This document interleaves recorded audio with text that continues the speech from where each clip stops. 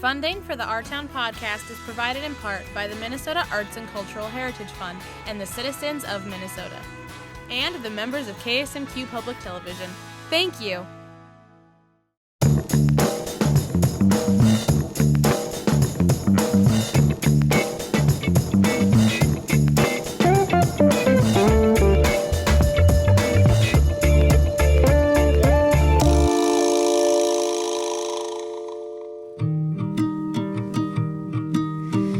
Welcome to Our Town Podcast, a KSMQ Public Television show. We're excited to have you here. My name is Danielle Teal, your host, and I'm very excited to have Artyce Thomas, Executive Director for the Women's Shelter and Support Center, here to answer some really important questions that might be helpful to those in the community. Welcome, Artyce. Thank you, Danielle, very much. Thank you for having me. Well, we are honored to have you here. And we're just going to go ahead and dive into these questions because we've got a lot of information that we want to share for people that might be looking for help in the community in relation to the services that the Women's Shelter provides. So first and foremost, you're fairly new to the community and to the Women's Shelter. So we want to know how you got on board with the Women's Shelter here in Rochester, Minnesota, and what's some of your back history with involvement in this regard.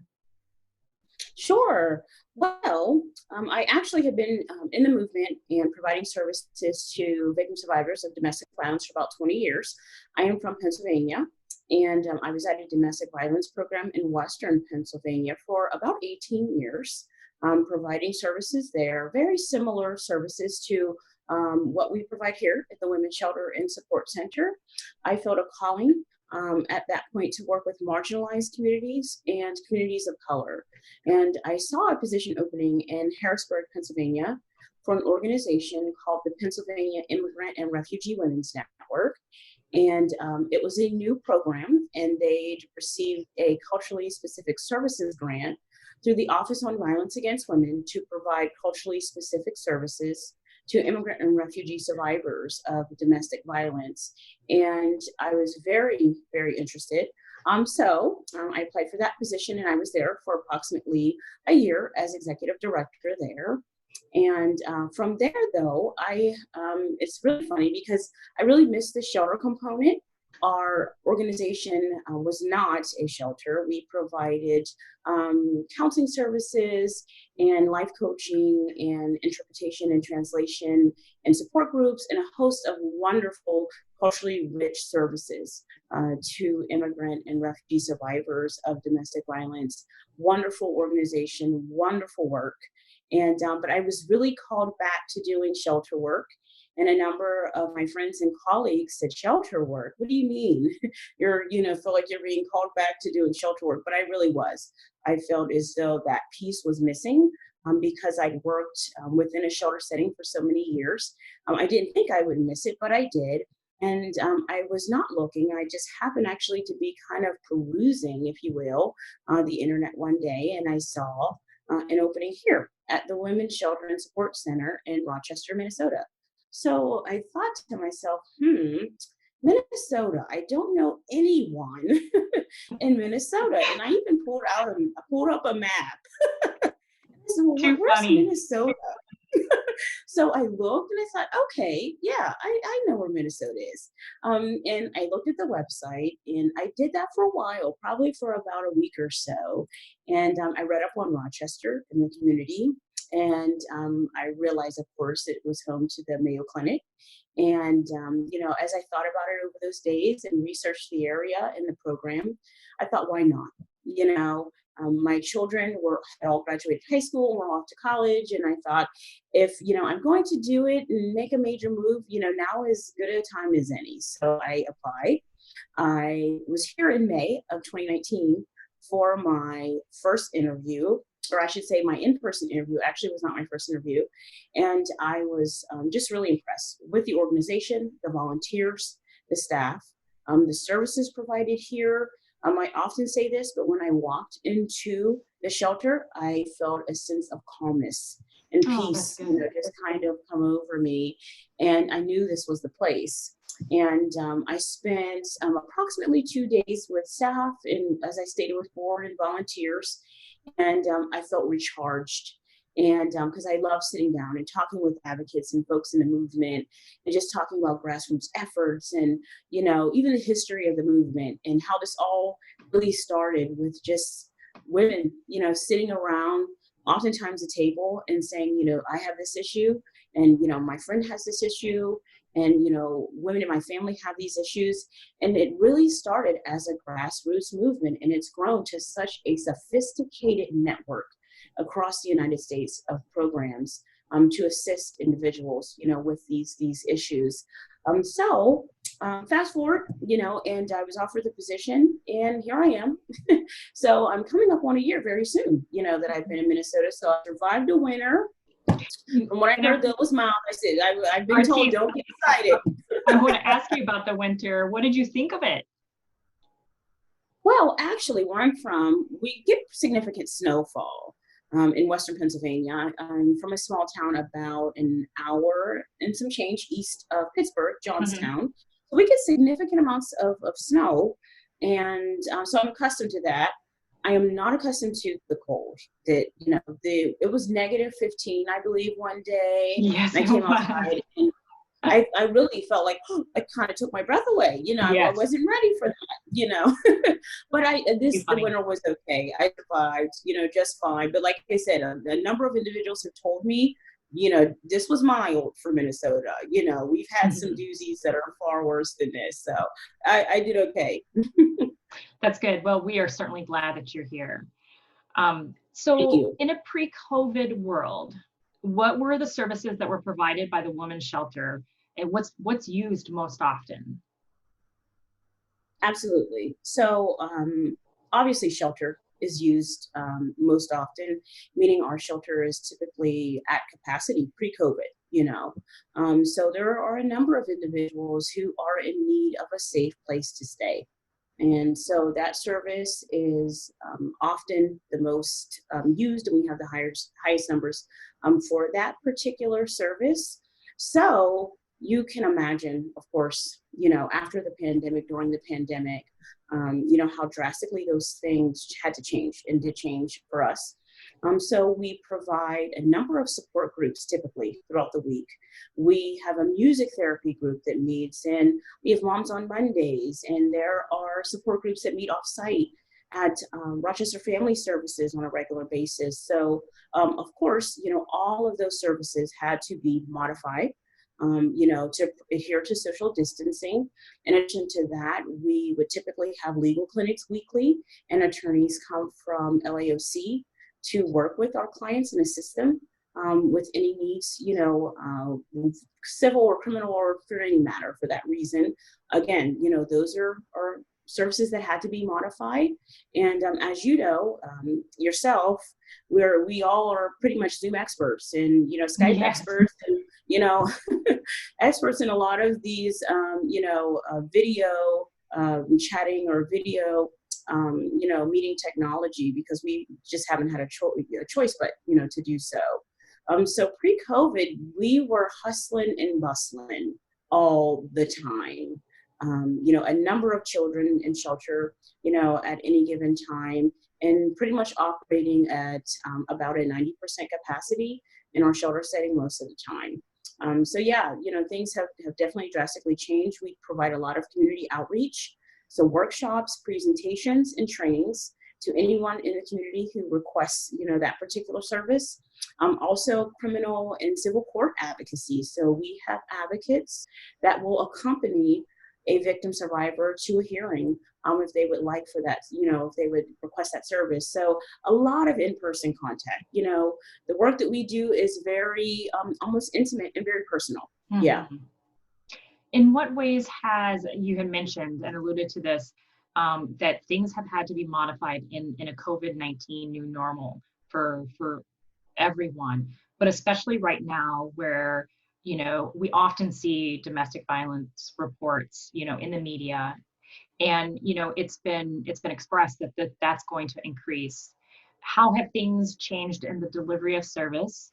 And has domestic violence and other aspects of that increased for you and your teams to respond to? Sure. So we've had to modify, of course, shelter services by adhering to social distancing.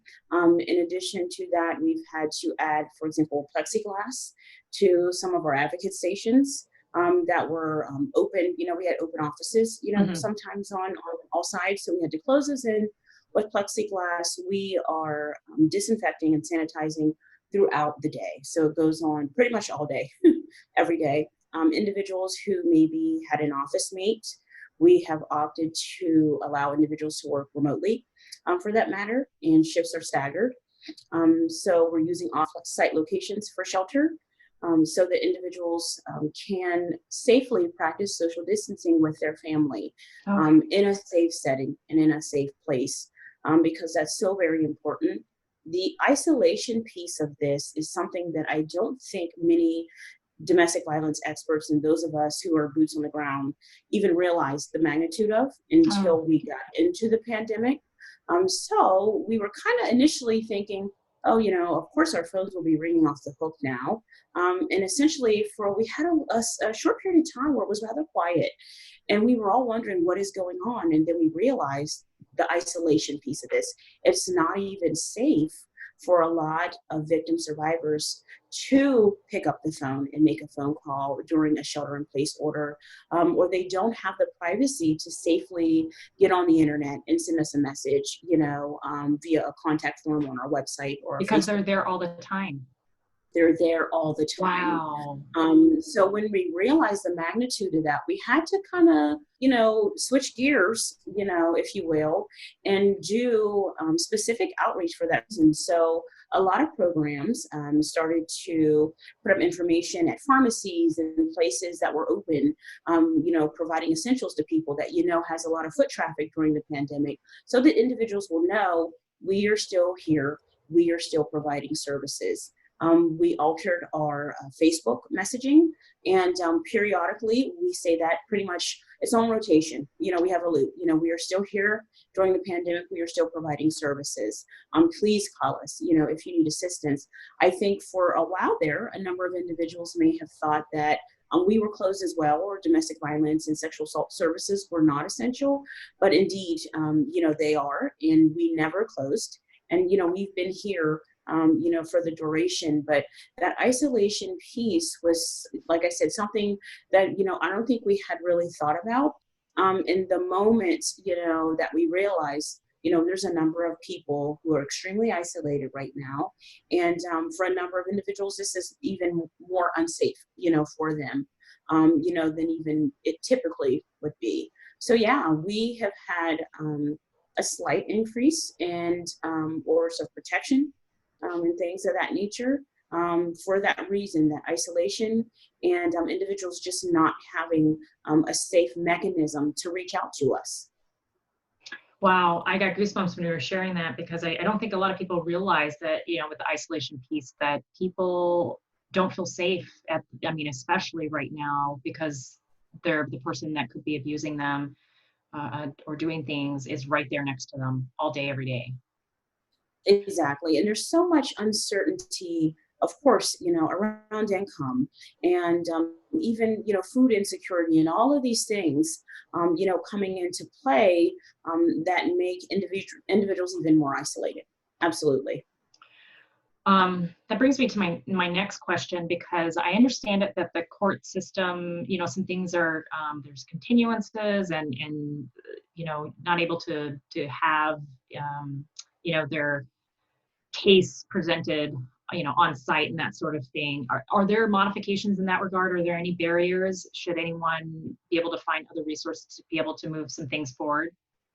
Well, thankfully, and we were so grateful for this, court was still proceeding, and things were done via video. So most recently, there have been some proceedings that have been allowed to take place. But in the interim, individuals were still able to file orders of protection, thankfully, and there was no hesitation with that. So there was no glitch or anything of that nature with that process, which is wonderful, because that's so important that folks are able to, access the court system during the pandemic, for sure. So were they prioritizing that, since it was a high priority, and escalated it so that was able to continue? Yes, Okay. absolutely, which is great. Yeah. That's really good. And I think that's that clarity will be very helpful to individuals that might be, seeking some information in that regard. Um, Definitely. with the stay-at-home order, um, and the issue of being isolated, what are some ways that people can seek resources safely if they're in that kind of environment? I know you mentioned, the pharmacy and other aspects, but what if you're stuck at home and you literally are not able to go anywhere? Very good question. So we oftentimes direct folks to either our Facebook page or our website for that reason, because that is a way maybe that someone can safely access, even if they only have a few minutes, that they can access our site, and there are escape buttons.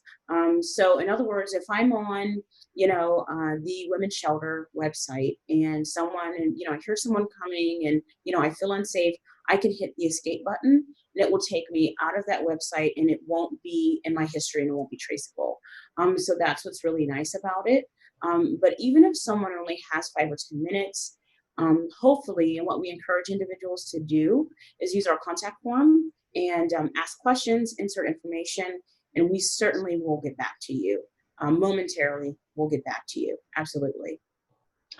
It's very apparent that the community is really rallying around people that are in need of help. And this is definitely Yeah. a target audience that needs help, women and children. What are some ways that the community can jump in and provide that support given the COVID-19 CDC guidelines, and donation and that sort of thing? What are you accepting in donations, and what are some other ways the community can help? That's a great question.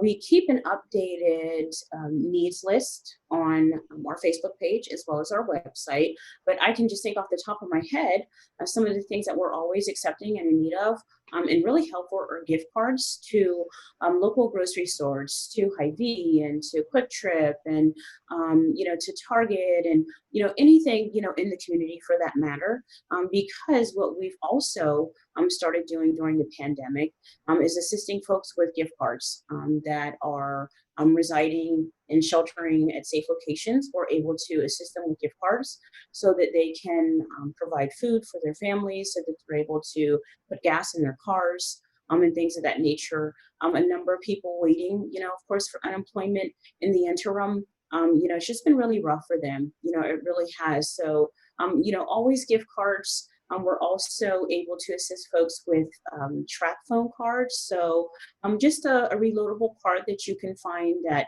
typically Walgreens and any of those retailers. We're able to assist them to add minutes to their phone and to add time to their phone so that they're able to even access us, access our website and our Facebook page so that they're able to maybe reach out to family members, whereas they wouldn't normally be able to do so.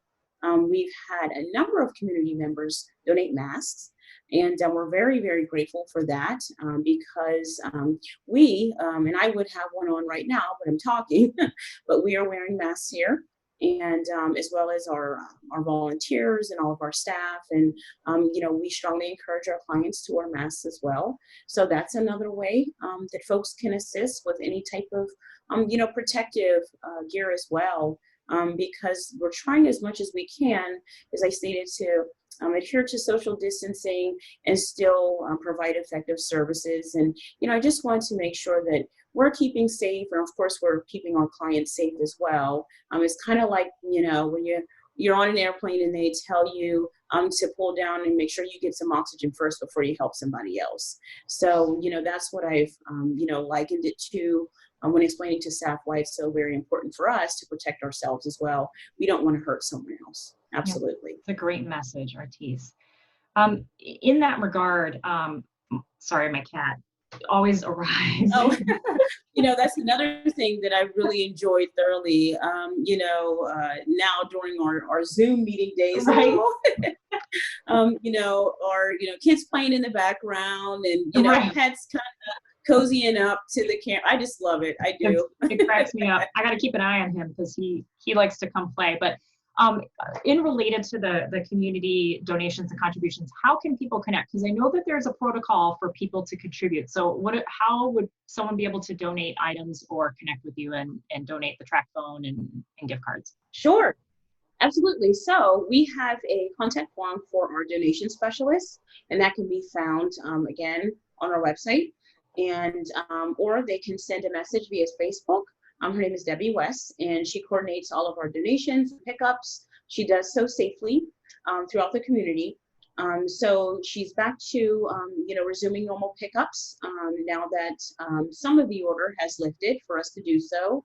So yeah, just reach out to us, our contact form, or reach out to Debbie West on our Facebook page and arrange for a drop off or a pickup. Yeah. That's good. Okay, so here's the next part of this. I wanted to check with you. Post-COVID, are there some things that you have implemented now that's been modified in delivery, such as virtual video connection and providing support in that regard? Are you going to keep those things and kind of modify how you provide your services? Sure. So we are thinking, and that is, of course, staff here, directors, and our board, that for probably the foreseeable future, we will utilize video technology as much as we possibly can. So our board meetings, have now gone to video meetings. And so we will probably, for the, like I said, foreseeable future, be doing a number of those services that we would typically do in person. So our support groups and presentations and trainings and things of that nature in the community workshops. Actually, my Director of Youth Programming and Community Outreach, her name is Jeannie Thompson. Just recently this week, she provided a Zoom presentation to 300 doctors across the state of Minnesota. So, if you just think about that, the time and the effort and the venue being secured and what you would need to do typically to get that many people in one place to listen to someone.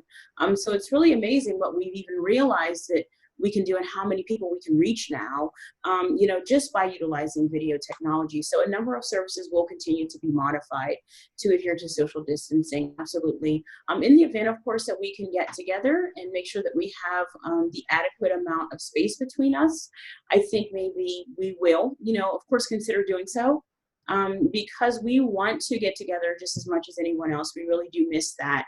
Like I said, our services here are so intimate and so personal. A lot of us really miss that, getting together for our staff meetings and for, various events and presentations, even just here on site in our office. So we can't wait. We really can't. We can't wait to be able to get back to doing those things. But for now, we understand for the safety of ourselves and everyone else, we'll continue to use, video conferencing for our presentations and for our meetings, support groups, and even to provide one-on-one services sometimes to our clients. We're, utilizing, of course, the phone, and video conferencing.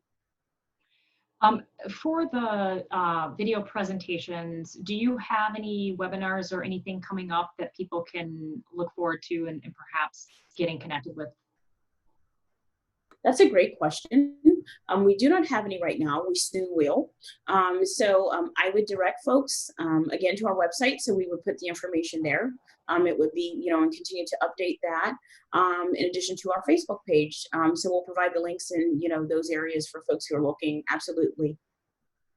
And Artyce, what are some things that that you think are really important for the community to know right now in this dynamic of COVID-19 and next steps in moving forward, and how we support those that are that need help?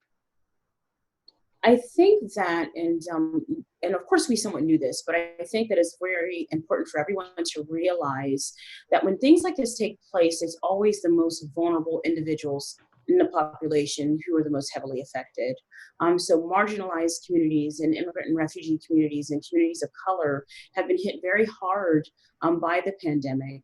So I think it's really important for folks to, kind of understand that piece of this as well, and realize that as well. Because right now, there are still some areas that are really having a rough time, in regards to, just being able to practice social distancing safely, access to healthcare, a number of things come into play.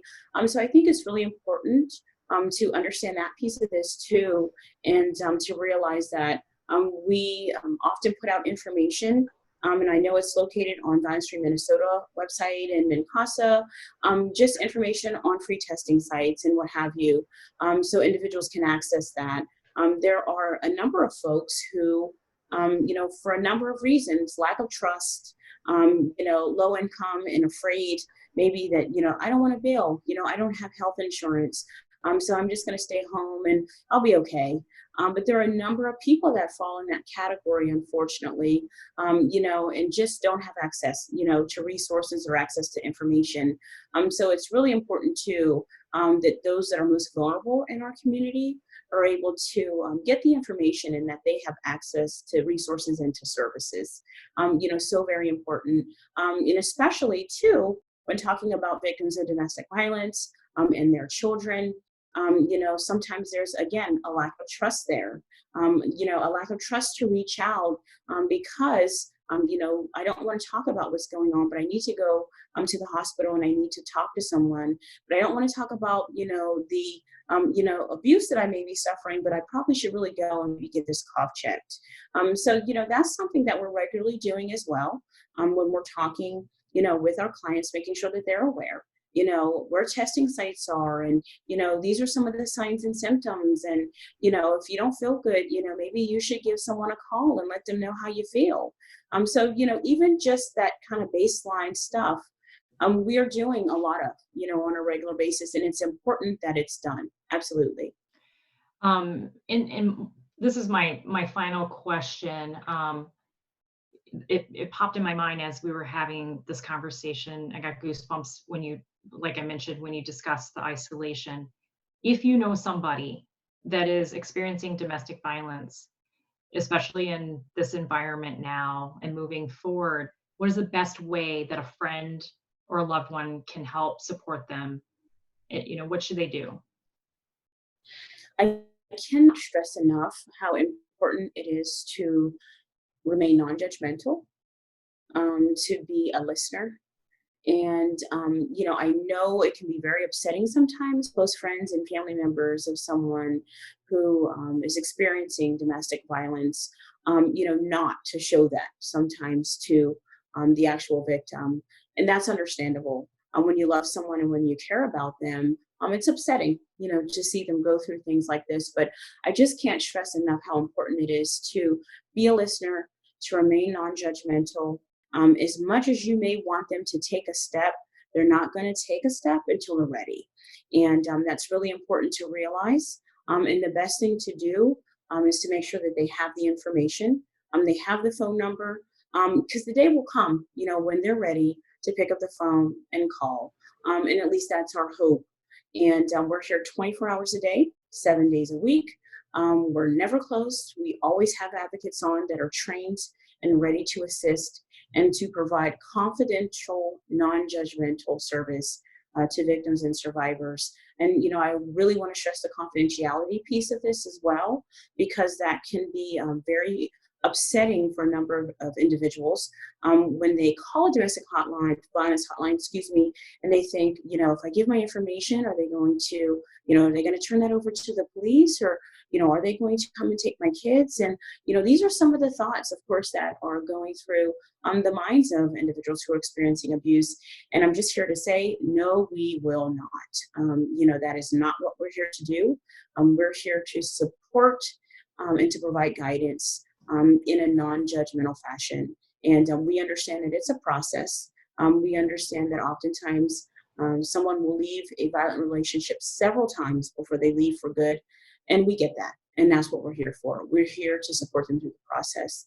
So please, if you know someone, point them in our direction, give them our phone number, give them our website information, even allow them to have access maybe to your phone or to your Wi-Fi or your computer so that they can reach out to us, because we're here and we're going to be here for the duration.